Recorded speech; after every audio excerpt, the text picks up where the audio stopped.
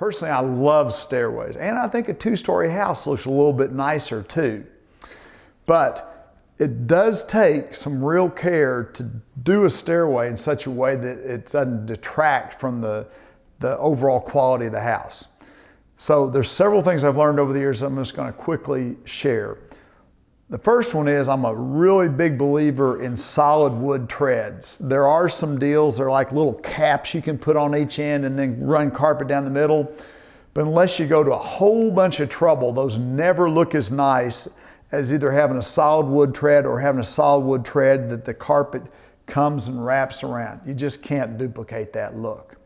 So I would come in here and I'd put a level on this, make sure everything's nice and plumbed up. You need to make sure that your riser is level across here.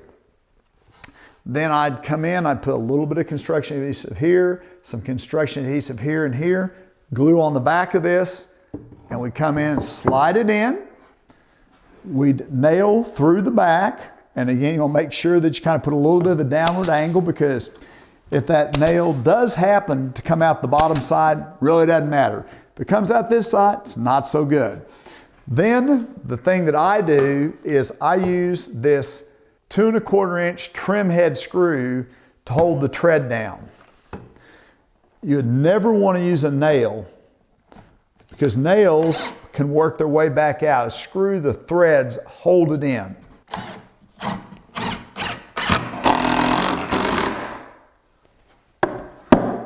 So that's kind of the basics of the structural part of what we do on stairways. Now I want to show you a little trick that we learned about how to trim the stairway out, which as a trim guy I think is every bit as important as this thing being rock solid. So there's a couple of different approaches that you could use. Sometimes people just take a molding and come up here and miter it and come back here. I've done that sometimes and it looks pretty good. What I like to do instead is make a stair bracket here, which is going to cover all this up and add some interesting detail to this side. And you can buy those at the store, and they're not bad looking. They're basically made out of a piece of thin plywood. But I like to make mine custom. So you can draw just about anything you want to create a pattern of your own.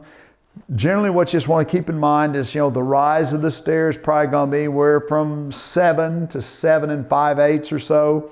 And the run is almost always going to be right at 10. The run on this, the run just means the distance from riser to riser. Actually, the run on this is 10.5. But this is a pattern that we use fairly often to make these brackets. And it's a little oversized. What that means is I'm just going to, once I've made my brackets, I'll just trim them before I put them in.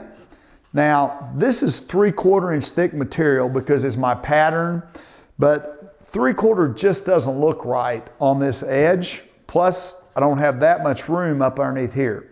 So what I like to do is, if I've used any, sometimes you can use 1/4 inch plywood because the edge is not seen that much. It's probably better to use MDF, and on this job, a lot of jobs will have some 1/2 inch MDF left, and the great thing is, it doesn't take a very big piece to cut this bracket out. So you can make these stair brackets out of just scrap that's laying around. If all I had was 3/4 inch MDF, I'd probably just go ahead and take it to my planer, plane it down to about 1/2 inch or 5/16. Now that's a real dusty mess, and it's not real good on your planer eyes, but you can still do it, and I think it's still worth it. So what I want to do is just show you the simple process of just nailing this bracket to a piece of scrap. We're going to route it out, and then I'm going to trim it, and we'll put it in place, and you're going to see how great that looks.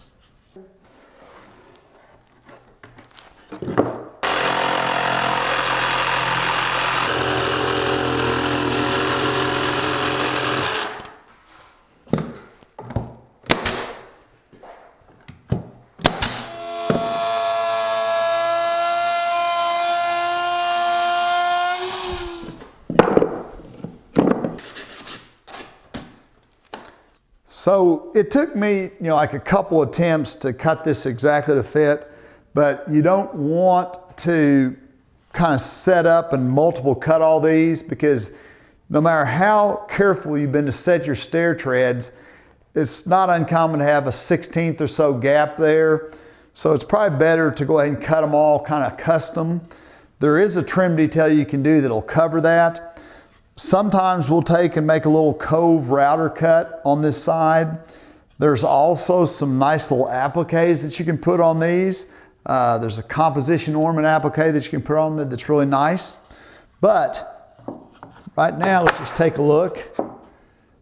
See, that comes out, and that gives a really nice look. Now, the joint here, you're not really going to see, because when you have balusters on there, it hides that.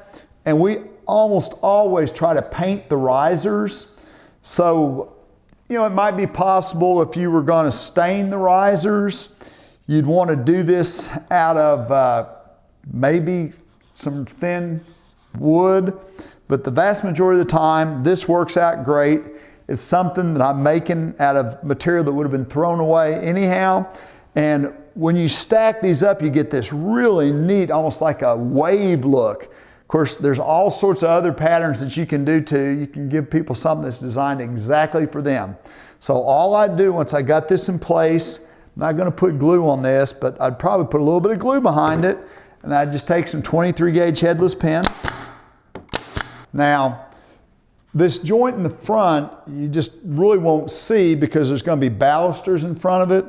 And especially if I use some headless pins and glue, I'll get a great joint there.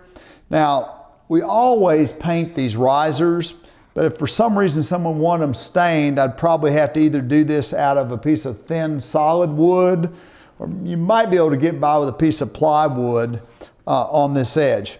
Now, there's some other things you can do if you want to trim this out even a little bit more. Sometimes people will take a piece of cove mold, 1/2-inch cove mold, run underneath there. Now, this isn't a piece of cove mold, but it'll kind of give you the idea. You know, you come up there. Actually, that doesn't look too bad.